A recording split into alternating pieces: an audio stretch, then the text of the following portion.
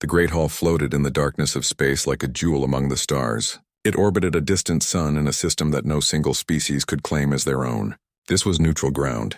This was where the Galactic Council made decisions that affected trillions of lives across hundreds of worlds. Today, 7 species had gathered for a meeting that would change everything. Admiral Zexthor stood before the assembled council members. His forearms gestured dramatically as he spoke. The Krillian commander had seen 300 years of war. He had conquered 12 star systems. He had never lost a battle. Now he spoke with absolute confidence about the newest problem facing the council: humanity. The humans had appeared in the galaxy only 50 years ago. They had built colonies on 6 worlds. They had established trade routes. They had even sent diplomats to request membership in the council. Everything had proceeded normally until the council issued its standard demand. All new species must surrender military control of their outer colonies. All new species must accept council oversight. All new species must prove they could follow the rules. The humans had said no. Zexthor activated a holographic display that filled the center of the chamber. Images of human ships appeared, rotating slowly so the council could examine them from every angle. The ships looked primitive. Their hulls were thick and clumsy. Their engines glowed with the crude light of fusion reactions. Their weapons were simple kinetic railguns and basic energy projectors. "Observe their technology," Zexthor said. His voice carried the clicking undertones of his native language. "Their fastest vessels require 3 weeks to cross a single star system. Our ships make the same journey in 4 days. Their weapons have an effective range of 50,000 kilometers. Ours can strike accurately at 300,000 kilometers. Their armor plating is steel alloy reinforced with ceramic composites. We abandoned such materials 1,000 years ago."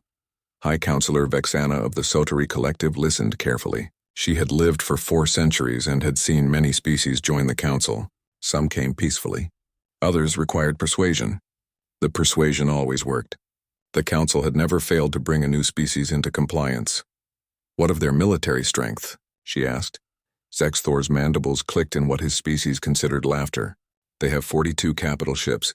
We are bringing 3,000 vessels to this engagement. They use biological soldiers who require food, water, and sleep. We use synthetic warriors who need none of these things.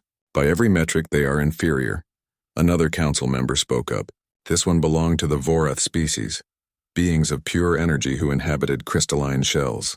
"Have we attempted further diplomatic outreach?" "We have," Vexana replied. "The human government has refused all terms. They insist on maintaining full military control of their territory. They claim it is a matter of sovereignty and survival. They do not trust us to protect their colonies." "Then they are fools," Zexthor said flatly. "The council has maintained peace in this region for 10,000 years. We offer them protection, advanced technology, and access to galactic commerce. They respond with defiance." The council's primary war computer had already run the calculations. The artificial intelligence had processed data from thousands of previous military engagements. It had analyzed human technology, human tactics, and human military doctrine. The results appeared on displays throughout the chamber. Estimated time to human defeat: 4 to 6 hours. Projected council casualties: minimal, less than 1%. Probability of human surrender: 97%. The numbers were clear. The outcome was certain. The council voted unanimously to proceed with military action. The human colonies would be occupied. The human fleet would be disabled. Earth itself would be blockaded until the human government accepted council terms. It was all very standard. It had been done before with other species. It would work again. 14 light-years away, Commander Kate Morrison walked onto the bridge of the Earth Defense Force vessel Valiant. The ship hummed with quiet activity.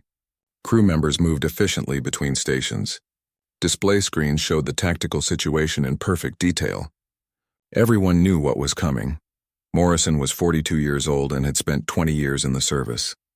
She had started as a fighter pilot and worked her way up through the ranks. She had commanded destroyers and cruisers before receiving this assignment. The Valiant was the flagship of humanity's defensive fleet. It was also the oldest ship in service, built from the first generation of human military spacecraft. Lieutenant Ben Hayes looked up from his tactical station. He was young, only 26, but he had proven himself in simulator training. "Commander, Long-range sensors are picking up the Council fleet. They're right on schedule. Distance is 4 million kilometers and closing. Morrison nodded and settled into the command chair. How many ships? Sensors count 3,214 vessels. The formation matches our intelligence predictions. They're not trying to hide their approach. Why would they? Morrison said quietly. They think this will be easy. She looked around the bridge at her crew. These were good people. They had trained for this moment. They had prepared for months. But more importantly, they understood what was really at stake. This wasn't about pride or honor. This was about survival. If humanity surrendered now, they would never be free. They would spend the rest of their existence as a minor species in someone else's empire. Status of the fleet? Morrison asked. Hayes checked his displays. All 42 ships report ready status. Drone bays are loaded and armed. All systems are green. The fleet is awaiting your command. Morrison pulled up a private display on her command chair. It showed the intelligence data that Earth's government had collected over the past 2 years. Surveillance drones had watched the Council fleet in action against other species. Pattern analysis computers had studied their tactics. Human scientists had examined every piece of Council technology they could find. The Council had made one critical mistake. They had allowed humanity time to prepare. They had assumed that human technology was simple because it looked simple. They had never considered that simplicity might be a choice rather than a limitation. Humans had learned something important during their violent history. Complex weapons were impressive, but they were also fragile. They broke down. They required maintenance. They needed specialized parts and trained technicians. Simple weapons, on the other hand, could be mass-produced. They could be repaired in the field. They could be operated by anyone with basic training. The Council was about to discover that humans had taken this philosophy to its logical extreme. Open a channel to all ships, Morrison ordered. Hayes worked his console. Channel open, Commander. Morrison spoke clearly. This is Morrison to all vessels. The Council fleet will enter weapons range in 30 minutes. They expect us to surrender or die. We're going to show them a third option. All ships will execute protocol checkmate on my mark. Remember your training. Trust your equipment. And remember why we're here. We're not fighting for glory. We're fighting so our children can live free. Morrison out. She closed the channel and allowed herself a small smile. The Council had predicted human defeat in hours. They had brought overwhelming force to ensure a quick victory. They had calculated every variable and determined the outcome with mathematical certainty. But they had never asked the most important question. What had humanity been doing during those 50 years since first contact? What had human engineers been building in secret factories? What had human military planners been preparing for? The Council was about to find out. The enemy fleet continued its approach, confident and unstoppable. Commander Morrison watched them come and waited for the perfect moment. Everything was about to change. The Council fleet moved through space like a massive wall of metal and energy. 3,000 ships arranged in perfect formation. Each vessel knew its exact position. Each captain understood their role. The formation had been used successfully in hundreds of previous engagements. It had never failed. Admiral Zexthor sat in the command throne of his flagship, the Eternal Dawn. The vessel stretched 3 kilometers from bow to stern. Its shields could withstand direct hits from nuclear weapons. Its plasma cannons could melt through a mountain. Around him, his bridge crew worked with calm efficiency. They had done this before. They knew how it would end. Distance to human fleet? Zexthor asked. His tactical officer responded immediately. 200,000 kilometers in closing. The human vessels are holding position near their largest colony station. They plan to make us destroy their civilians, Zexthor observed. They hope we will show mercy. Shall we target the station? The weapons officer asked. No, Zexthor said. We are not barbarians. We will disable their fleet and force their surrender. The station will not be harmed unless they fire on us first. He activated the communication system. The message would be broadcast on all standard frequencies. The humans would hear it clearly. Attention human vessels. This is Admiral Zexthor of the Krillian Empire speaking on behalf of the Galactic Council. You are in violation of Council law. You have refused lawful orders to surrender military control of your colonial territories. By the authority granted to me by the Council, I order you to power down your weapons and prepare to be boarded. You have 5 minutes to comply. Failure to comply will result in the destruction of your fleet. This is your only warning." The message ended. Zexthor waited.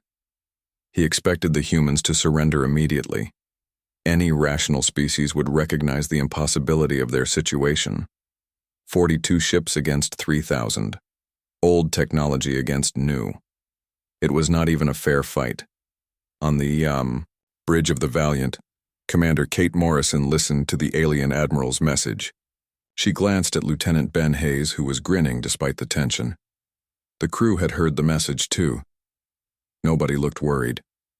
"They gave us 5 minutes," Morrison said. "How generous." "Should I prepare our response?" Hayes asked. "Go ahead." Hayes typed quickly on his console. He had prepared the message days ago.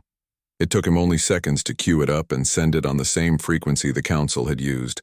The message was simple and direct. Negative. Prepare for consequences. Morrison had recorded it herself. She had spoken in the Krillian language using proper grammar and formal military terminology. She wanted to make sure the Admiral understood that humans had done their homework. They knew who they were fighting. They knew the risks. They were doing it anyway.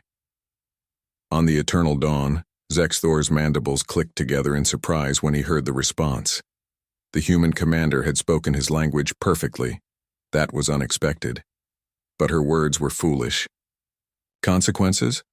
What consequences could a primitive fleet possibly impose on the Council's might? "Open fire," Zexthor ordered. "Disable their engines and weapon systems. Try not to destroy them completely. We want prisoners for interrogation." The Council fleet's forward elements opened fire. Plasma bolts lanced across the void. Energy beams carved through space. Kinetic rounds accelerated to a fraction of light speed. Hundreds of weapons fired simultaneously at the human positions. The targeting computers had calculated perfect firing solutions. The humans could not dodge. They could not escape. They would be crippled in seconds, except the human ships were not there anymore. In the single instant between the order to fire and the weapons actually discharging, every human vessel had moved. They scattered in different directions with acceleration that should have been impossible for ships of their size. The Council's perfectly calculated firing solutions hit empty space. Zexthor stared at his tactical display in disbelief. How did they move so fast? Their engines should not be capable of that acceleration. "Unknown, Admiral," his tactical officer replied. "Sensors show their fusion drives are operating at 3 times their rated capacity. They should be tearing themselves apart, but structural integrity is holding." "Perhaps we underestimated their engine capabilities," Zexthor said. "No matter. Calculate new firing solutions and engage again." But before his weapons officer could respond, something strange appeared on the sensors. Small objects were emerging from the human ships. Dozens at first, then hundreds, then thousands. The tactical computer struggled to count them all. "What are those?" Zexthor demanded. "Unknown objects, Admiral. Very small, approximately 30 centimeters in diameter. They are accelerating rapidly toward our formation." "Missiles?" "Negative. No propulsion signatures, no warheads detected. They appear to be some kind of autonomous drones." Zexthor relaxed slightly. Drones were nothing new. The Council used reconnaissance drones all the time. They were useful for gathering information but posed no military threat. Ignore them. Focus on the capital ships. That was his second mistake. The first had been underestimating human technology. The second was underestimating human strategy. On the Valiant, Lieutenant Ryan Cooper monitored the drone deployment from his weapons station. He was 29 years old and had spent his entire career preparing for this moment. He had helped design the drone combat system. He had run thousands of simulations. Now he got to see it work in real combat. "All ships report successful drone deployment," Cooper said. 200,000 units are active and synchronizing. Neural network is establishing connections. Package 1 is armed and ready. Morrison watched her tactical display fill with blue dots representing the drones. Each one was small enough to hold in your hand. Each one carried a shaped explosive charge and a miniature computer processor. Individually, they were almost harmless. Together, they were the most dangerous weapon system humanity had ever created. Execute protocol checkmate, Morrison ordered. Cooper pressed the activation command. Across the fleet, 200,000 drones received their orders simultaneously. The neural network that connected them shared information at light speed. Each drone knew where every other drone was positioned. Each drone knew its target. Each drone knew exactly what to do. They attacked as one. Admiral Zexthor watched in growing horror as his tactical display transformed. The small contacts that he had dismissed as harmless suddenly changed course. They accelerated toward his ships with impossible precision. His point defense systems opened fire automatically, destroying hundreds of the tiny objects, but thousands more kept coming. They moved in patterns that made no sense. They juked and weaved like living creatures. They seemed to know exactly where the defensive fire would be and avoided it. The first wave hit the Eternal Dawn's shields. The shaped charges detonated in perfect synchronization. Each explosion was tiny, barely enough to scorch the paint on the hull. But they hit the same spot on the shield within microseconds of each other. The shield flickered and collapsed in that section. The second wave came through the gap. These drones targeted the external sensors and communication arrays. They struck, with surgical precision, destroying equipment that had taken years to install and calibrate. The Eternal Dawn went blind and deaf in the span of 3 heartbeats. Throughout the Council fleet, the same thing was happening. The drones found weak spots that should not have been detectable. They exploited timing gaps in the shield rotation cycles. They targeted joints and seams in the armor plating. They struck at weapons capacitors just as they finished charging, causing catastrophic overloads. Damage report, Zexthor shouted over the chaos on his bridge. All external sensors are destroyed, his tactical officer reported. Communications array is offline. Weapons grid is showing multiple failures. Engineering reports power fluctuations in the main reactor. How is this possible? They are just small drones. Admiral, we are receiving reports from the fleet. Every ship is under attack. Casualties are mounting. Over half our vessels have lost primary weapons. Many have lost propulsion. Zexthor pulled up what remained of his sensor data. The battle had lasted less than 5 minutes. In that time, the most powerful fleet the Council had assembled in a century had been reduced to a collection of damaged, drifting hulks, and the human ships had not fired a single shot from their main weapons. On the Valiant, Lieutenant Amy Stevens monitored the drone swarms from her station. She was the youngest person on the bridge, only 24 years old, but she had a gift for tactical analysis. Commander, enemy formation has completely collapsed. 73% of their capital ships have critical damage.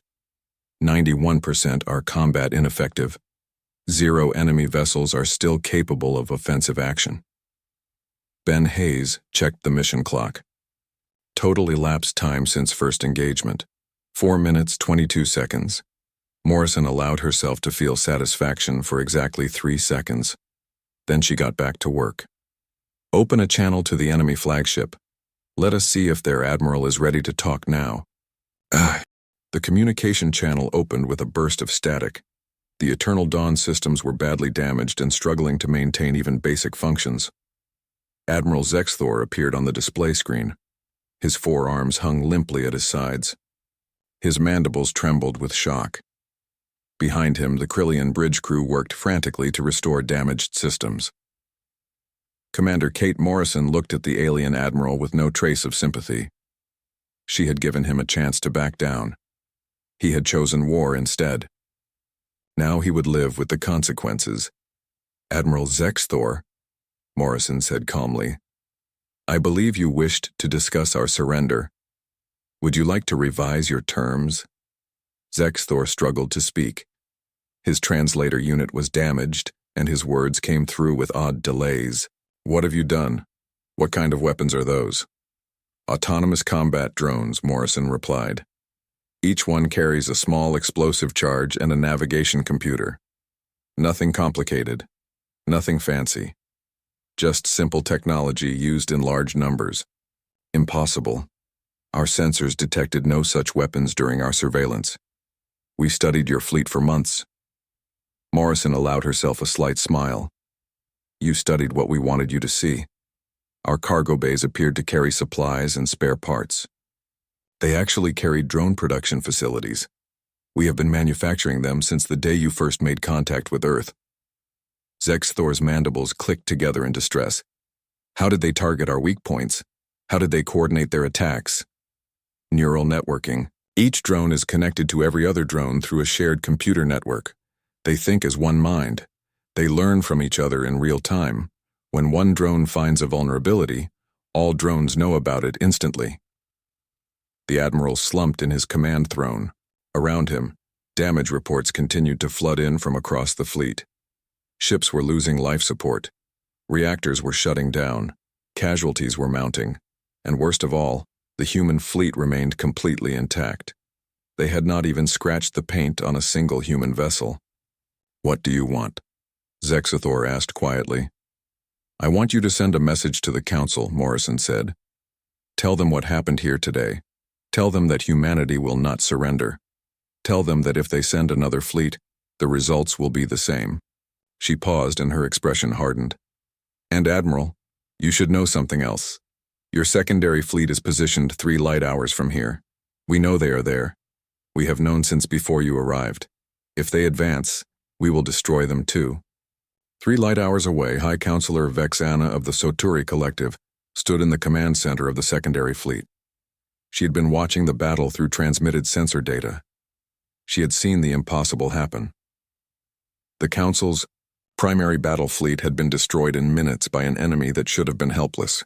The sensor feeds had cut out when the drones destroyed the communication arrays. Now she waited for the eternal dawn to restore contact. She needed to understand what had happened. She needed to know if this was some kind of trick or illusion. When the channel finally opened and she saw Admiral Zexthor's defeat, she knew the truth. The humans had won, not through deception or luck, but through superior tactics and preparation. They had studied the Council. They had identified weaknesses. They had built weapons specifically designed to exploit those weaknesses. "Counselor," her tactical officer said nervously. "The human commander claims to know our position. Should we withdraw?" Vexana considered the question carefully. She had lived for 4 centuries and commanded fleets for 2 of those centuries. She had never retreated from a battle. But she had also never faced an enemy like this. An enemy that could destroy 3,000 ships in less than 5 minutes. "Maintain position," she ordered. "But do not advance. I wish to speak with this human commander." She opened a direct channel. She had to route it through damaged relays, and it took several minutes to establish the connection. When Commander Morrison's face appeared on her display, Vexana studied the human carefully. Morrison looked young, by galactic standards probably less than 50 years old, but her eyes held the confidence of someone who had already won. "Counselor Vexana," Morrison said, greeting her by name. "I wondered when you would call. You knew I would be watching. We knew the Council would not commit its entire fleet to one engagement. That would be tactically foolish. A reserve force makes sense." Vexana felt a chill run through her energy matrix. The humans had anticipated everything. "What do you want, Commander?"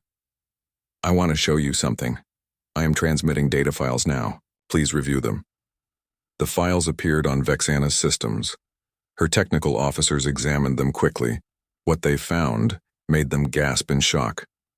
The files contained complete schematics of Krillian ship designs, detailed analysis of Council weapons systems, tactical doctrine from a dozen different species, security protocols, communication encryption keys, everything.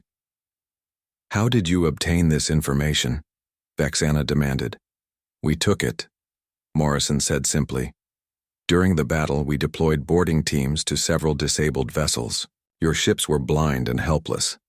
Our soldiers walked through them and downloaded your data cores. We now possess technical specifications for every ship class in your fleet." The screen split to show new footage. Vexana watched as human soldiers in powered armor moved through the corridors of a Krillian cruiser. The soldiers moved with mechanical precision. They worked together without speaking. Their armor appeared crude compared to Council technology, but it was clearly effective. One soldier stopped in front of a sealed blast door. He attached a small device to the control panel. The door opened within seconds. The team moved through and encountered a Krillian security squad. The Krillians opened fire with their energy weapons. The human armor absorbed the hits without damage.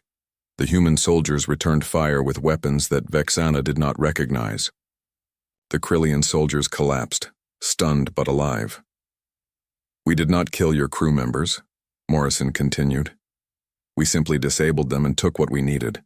Your people will recover fully within a few hours." The footage showed a human soldier, Sergeant Derek Flynn according to the identification marker, accessing a computer terminal. His armor's systems interfaced directly with the Krillian technology. Data streamed from the terminal into his suit's storage units. That terminal contained classified military information, Vexana said. "It should have been protected by multiple encryption layers." "It was," Morrison agreed. "Your encryption is quite sophisticated. It took our computers almost 30 seconds to break it."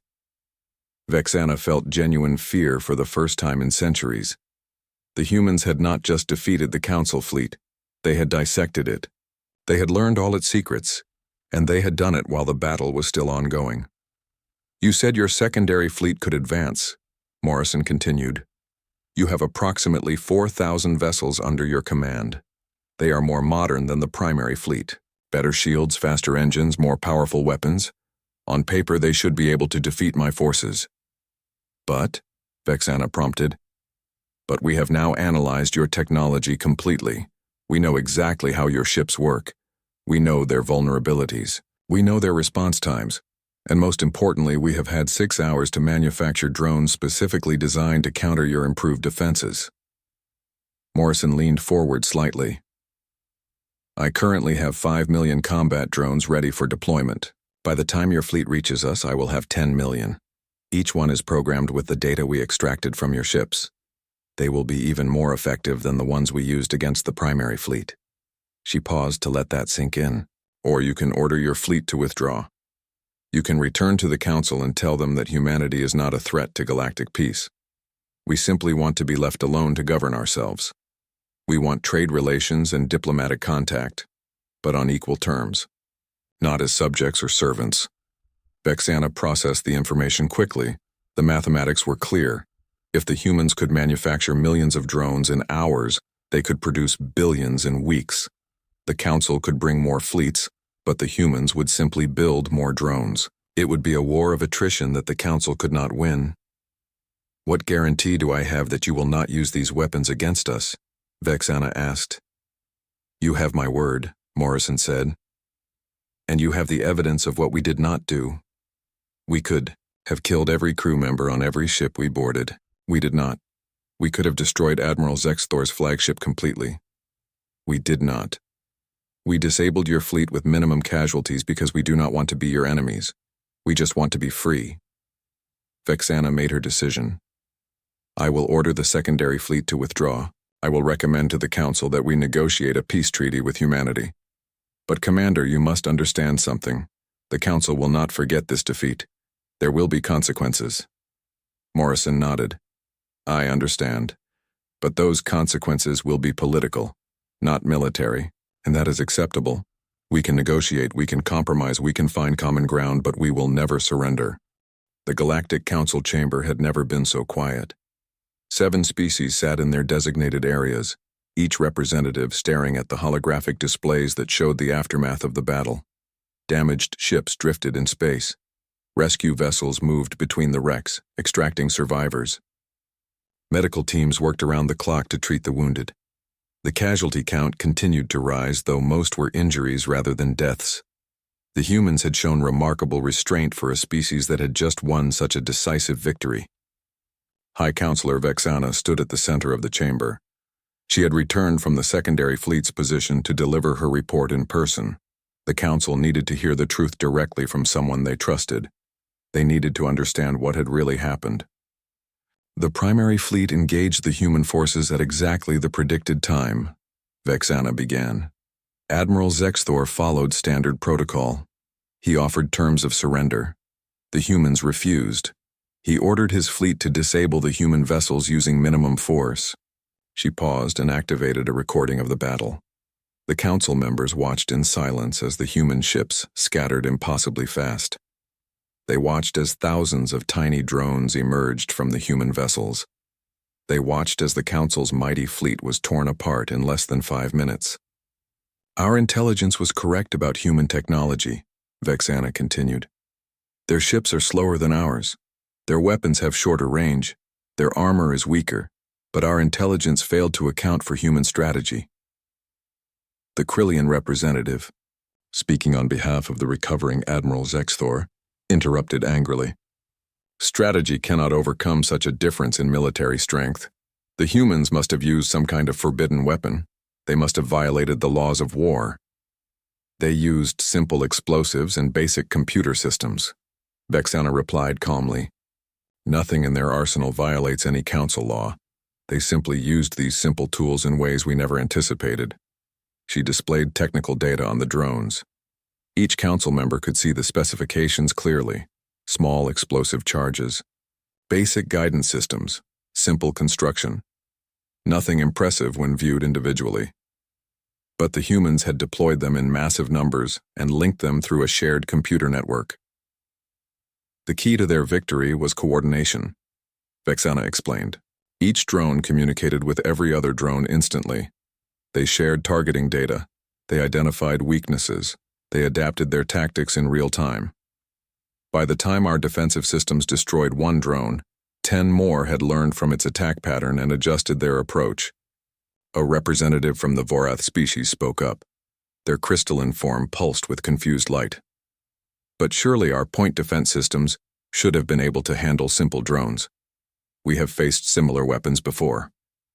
We have faced drones before, Vexana agreed. But never in such numbers, and never controlled by such sophisticated coordination software. The humans deployed 200,000 drones in the initial attack. Our analysis suggests they can manufacture millions more within days, billions within months. The chamber erupted in shocked murmurs. The implications were staggering. If the humans could produce weapons at such a rate, they could overwhelm any fleet the Council sent against them. Numbers would eventually triumph over technology. There is more, Vexana said. During the battle, the humans deployed boarding teams to several of our disabled vessels. They extracted complete technical specifications for our ships. They downloaded our tactical databases. They copied our encryption keys. They now know everything about our military capabilities. The Krillian representative stood up in fury. This is an act of espionage. This is theft of classified information. The Council must respond with overwhelming force. With what force? Vexana asked quietly. The primary fleet is destroyed. The secondary fleet would suffer the same fate if it advanced. The humans now understand our technology better than we understand theirs. They have proven they can manufacture weapons faster than we can repair our ships. Tell me, Representative, how exactly do you propose we defeat them? The chamber fell silent again. The Krillian representative sat down slowly. Nobody had an answer to Vexana's question. I have reviewed the complete battle data, Vexana continued. I have consulted with our greatest military strategists. I have analyzed human history and culture. And I have reached a conclusion that may be difficult for this council to accept. She paused to let the tension build. The humans are not inferior. They are different. They approach warfare from a completely different philosophical perspective than we do. She activated another display. This one showed historical data from Earth. Wars and conflicts spanning thousands of years. The council members watched as humans developed increasingly efficient ways to destroy each other. They saw the evolution from simple weapons to nuclear arsenals capable of ending all life on their planet. For most of their recent history, Vexana explained, humans lived under the threat of total extinction. They possessed weapons that could destroy their entire civilization in hours. They called this concept mutually assured destruction. Both sides had the power to annihilate the other, so both sides were forced to find ways to prevent war. She zoomed in on specific data. This forced them to develop a very specific approach to military conflict. When war became unavoidable, they learned to fight with overwhelming speed and force. They learned to end conflicts quickly before they could escalate to total destruction. They learned to win decisively or not fight at all. Another council member spoke. This one belonged to the Zentari species, a race known for their logical thinking. You are saying the humans are naturally more violent than other species? No, Vexana said. I am saying they are more efficient at violence. They have spent their entire history perfecting the art of warfare because they had no choice. Survival demanded it. And now they have brought that efficiency to the galactic stage. She displayed data about human industrial capacity. Furthermore, humans possess something we lack. They can rapidly adapt their industrial production to manufacture weapons. During their Second World War less than a century ago, their industrial nations produced hundreds of thousands of aircraft, millions of vehicles, and countless weapons in just a few years. They converted civilian factories to military production almost overnight. The implications were clear. If humanity decided to fully mobilize for war, they could potentially outproduce the entire council combined. Their ships might be slower and their weapons weaker, but they could build them in vast numbers. What do you recommend? The Zentari representative asked. Vexana took a deep breath. What she was about to say would change the council forever. I recommend we extend full council membership to humanity, not as a subject species, but as equals. The chamber exploded in protest. Multiple representatives shouted at once.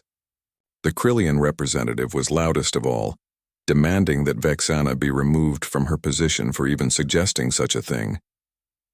Vexana waited for the noise to die down. You can reject my recommendation. You can vote to continue the war. But before you do, consider this. The humans have already proven they can defeat our fleets. They have already shown they can extract our technology. They have already demonstrated industrial capacity that rivals our own. And most importantly, they have shown restraint. She pulled up footage of the human boarding teams. They could have killed every crew member on every ship they entered. They did not. They could have destroyed the Eternal Dawn completely. They did not. They disabled our fleet with minimum casualties because they do not want to be our enemies. Vexana looked around the chamber at each representative in turn. The humans do not seek to conquer us. They do not want our territory or resources. They simply want the right to govern themselves. They want to be treated as equals. Is that really so unreasonable? The Zentari representative spoke again. But if we grant them membership as equals, it will set a precedent. Other species will demand the same treatment. The Council's authority will be undermined. Perhaps, Vexana agreed. Or perhaps the Council's authority has been based on military superiority rather than moral legitimacy. Perhaps it is time we reconsidered how we interact with new species. She deactivated the displays and spoke from the heart. I have seen many species join the Council during my lifetime. Some came willingly. Others required persuasion.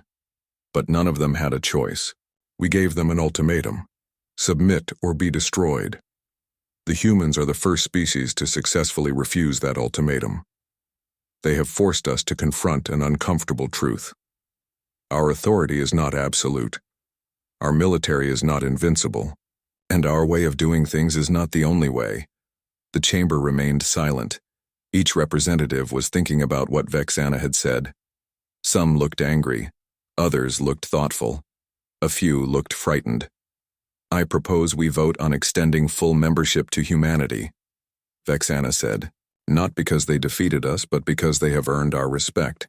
They have shown themselves to be strong, capable, and surprisingly merciful. Those are qualities this council should value. The vote was called.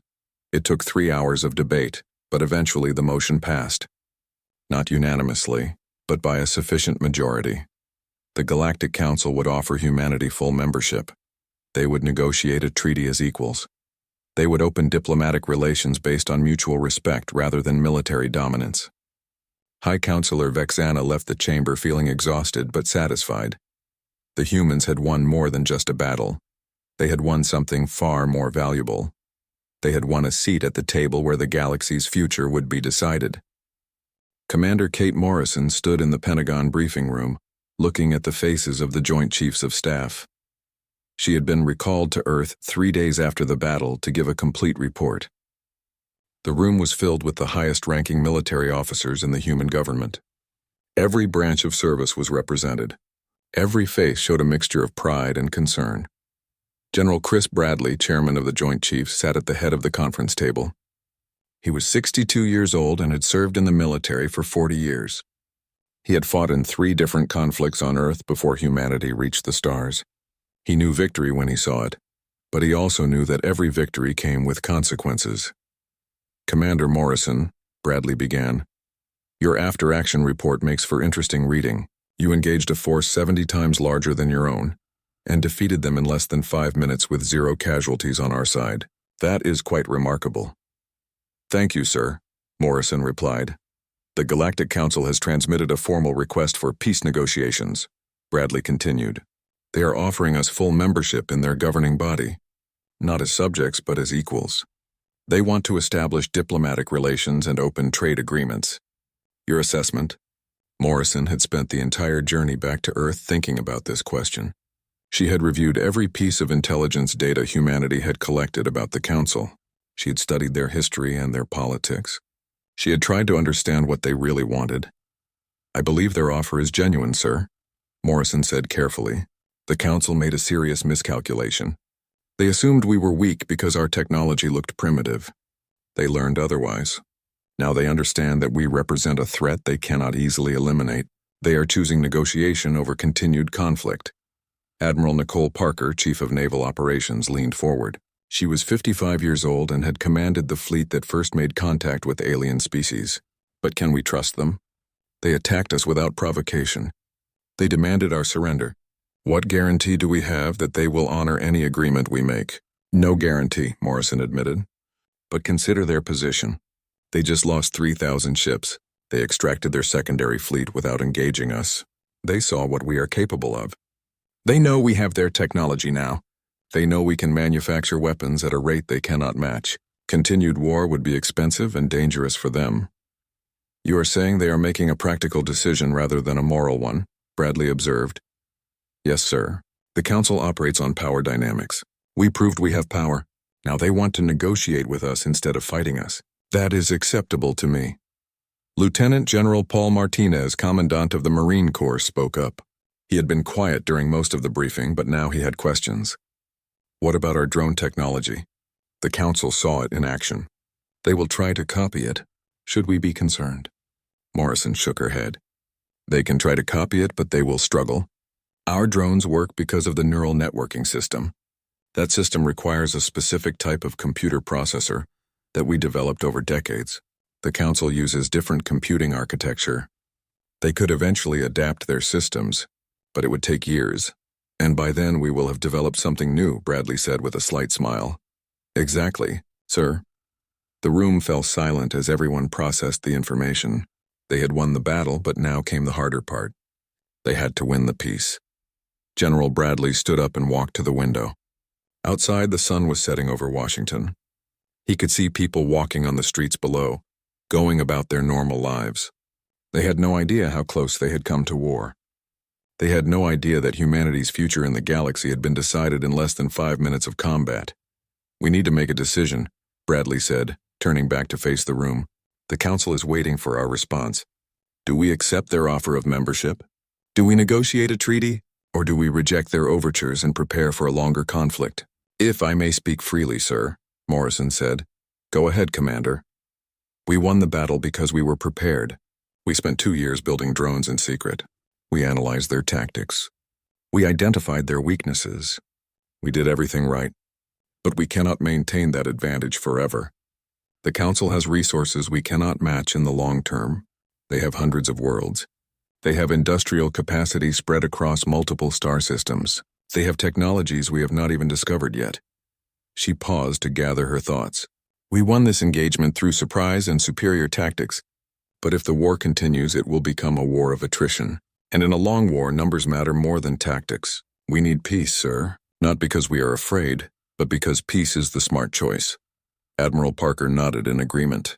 The commander is right. We made our point. We showed them we cannot be bullied. Now we need to show them we can be reasonable partners. The problem, General Martinez said, is that we will be the newest members of the Council. the weakest politically. The others have been working together for thousands of years. They know how to navigate their system. We will be learning as we go. Then we learn quickly, Bradley said. We are good at that. We adapted to space travel faster than any previous species. We developed advanced military technology in record time. We can learn politics too. He returned to his seat at the head of the table. I will recommend to the President that we accept the Council's offer. We will negotiate from a position of strength. We will demand fair terms, and we will make it clear that while we are willing to be partners, we will never be subordinates. The recommendation was forwarded to the President within hours. The President, after consulting with her advisors, agreed. Humanity would join the Galactic Council as full members. Negotiations would begin immediately. 3 weeks later, Commander Kate Morrison found herself back on the Valiant. The ship had been repaired and resupplied. The drone bays had been refilled with new units. The crew had been given commendations and shore leave. Now they were on patrol duty, maintaining a defensive position near Earth's largest colony. Lieutenant Ben Hayes sat at his tactical station, monitoring sensor readings. Everything was quiet. No hostile contacts, no emergency transmissions, just the normal traffic of merchant vessels and civilian transports. Commander, Hayes said, we are receiving a transmission from a council vessel. They are requesting permission to approach. Morrison felt a moment of tension, but she kept her voice calm. What type of vessel? Diplomatic courier, ma'am, unarmed, single occupant.